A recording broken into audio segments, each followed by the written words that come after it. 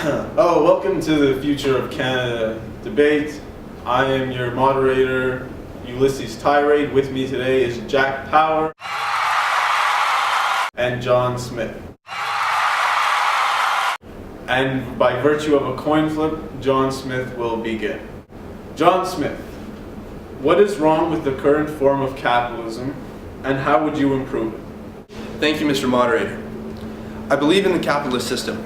We live in one of the strongest nations in the world, and I truly see capitalism as being a major part in helping to establish that claim. There are a lot of doubters of the trickle-down effect, but my hopes for it have never been higher. That means that majority players in wealthy corporations need to focus on themselves. When they get richer, the possibility for everyone to benefit just increases. In The Social Responsibility of Businesses to Increase Its Profits by Friedman, he explains corporations have no responsibility to the public. I think I speak for all capitalists when I say that we are living the North American dream. With hard work and dedication, we have the ability to do anything we want in life. If those struggling financially are allowed to sit back and receive handouts from major corporate players, they will have no need or desire to work. The wealth generated in our economy will be in the hands of everyone and generated by very few. We cannot become a nation of coasters who skate by on the success of the wealthy. Instead, we need the success of the wealthy to encourage the hard work of the lower classes, and for everyone to contribute to an economy that grows and grows. Their responsibility is to their shareholders. When everyone works hard for themselves and stops relying on the wealthy, the trickle-down effect of the capitalist system will be in full effect. Jack, your response? Thank you, Mr. Tirade. What's wrong with the current capitalist system? The biggest thing is that the rich get richer while the poor get poorer. In the new neo-capitalist society, I would implement a salary cap, similar to what we see in pro sports. Of course, I'd shift it a little to make sense here in the real world. The basis of it would include a legislation limiting every citizen here in Canada of earning no more than $200 million of income in their lifetime. Along with the salary cap, I would also include a 3 to 4% tax increase to redistribute the wealth on a more even playing field. I strongly believe that all people are equal regardless of class, and looking at it, what person needs over $200 million anyway? As my colleagues at the University of Zurich state, a decreased salary cap produces a more balanced league with increased competition. If a salary cap can make sports more balanced and competitive, why can't the same apply to real life? If these legislations allow people to be more even in terms of income, tied in with the tax redistribution, I have no doubt that the majority of Canadians would be in favor of my proposed system. The proposed salary cap and tax distribution will allow a member of all classes a greater chance at financial success, which can lead to other successes as well. John, how has capitalism gone out of control, and how would you rectify it? Great question. We are far from out of control.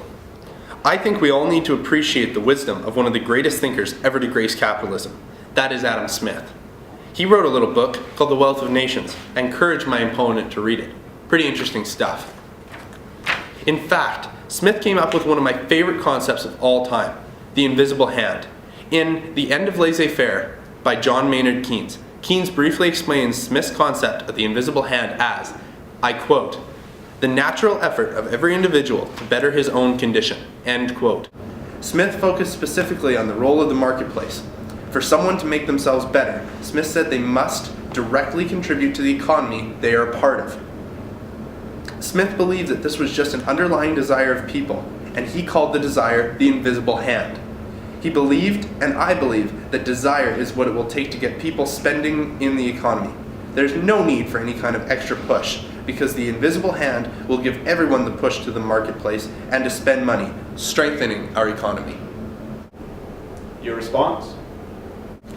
Capitalism has most certainly gotten out of control. The capitalist system we are under today has left a great valley of divide between those in the upper class and the middle and lower classes in respect to job opportunity, financial status and ability, and the ultimate freedom that the capitalist system intends on providing. That idea of entrepreneurial freedom no longer applies. It can only exist for a few amount of people. The proposed cap and tax distribution ties into my idea to guide the economy moving forward. My opponent is naive to believe that consumers will naturally go to the marketplace and spend and consume to help our economy. The reality is only some Canadians will go to the marketplace on their own, and that simply is not enough. If we Canadians want our economy to boom, we need more individuals heading to the marketplace. We need to push Canadians to do this, as the figurative push that is the invisible hand has failed us. For these reasons, I am proposing the visible hand. The visible hand is a literal network of hands that will guide our citizens to the marketplace. Through hyper-advertising and promotion, these networks will provide the consumer everything they need to hit the market, their new income via the salary cap and tax redistribution. The visible hand will be instrumental in boosting our economy and will be a helpful and valuable resource for the Canadian consumer in all facets. Thank you. Outsourcing is a hotly contested debate. What is your solution to the problem? Another great question. Why fix something that isn't broken? In order for our economy to continue to grow, we need to do whatever we can to make as much money as we can. For those growing corporations who have the potential to create wealth for our economy, it is foolish to think that producing goods or providing services can be done domestically. James Bryan Quinn says, I quote, "Today's knowledge and service-based economy offers companies a chance to increase profits through strategic outsourcing." End quote. Sure, there are companies who preach that their companies are great because they don't utilize cheap labor overseas. But for most of those companies, what they can't brag about is their big piles of money. There is a pursuit of profit that drives the economy. And with the labor laws and rights of workers in North America, it is just not possible to achieve the same level of success as a competitor who outsources. As a capitalist, I believe we must look after ourselves. And if we do, everything else will eventually fall into place. Jack, the floor is yours. Great question. My opponent claims to want to keep our economy booming and influential, but insists on sending Canadian goods production overseas, which sacrifices Canadian influence in the market by giving up production to an opposing country. The idea is counterintuitive and another reason why the current capitalist state is failing.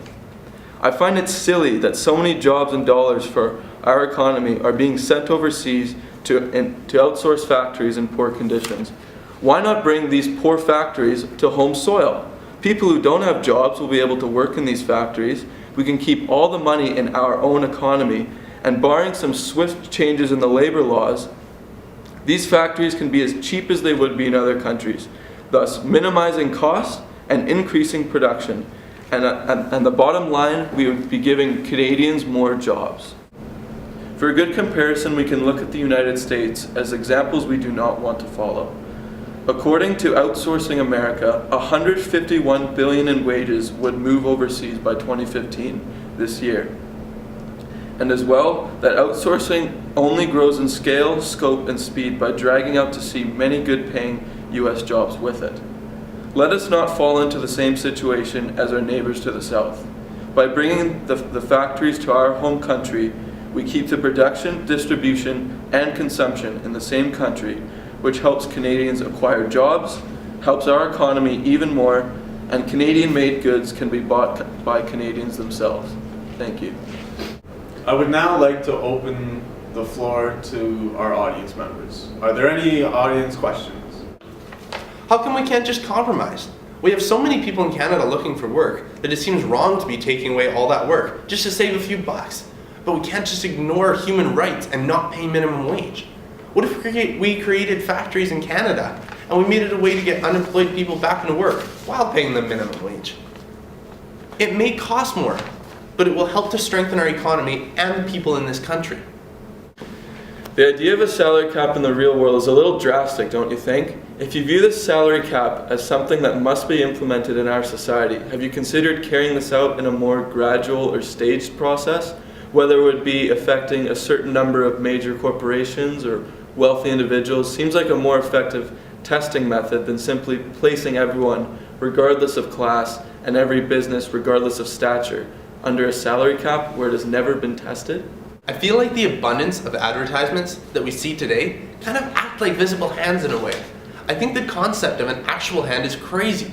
We have enough people pushing us through ad campaigns and our culture of consumerism to get to the marketplace. I don't think the concepts of Adam Smith are really relevant anymore. He didn't have the same degree of advertising and consumerism that we see today. The hand certainly isn't invisible, but we damn sure don't need a literal one.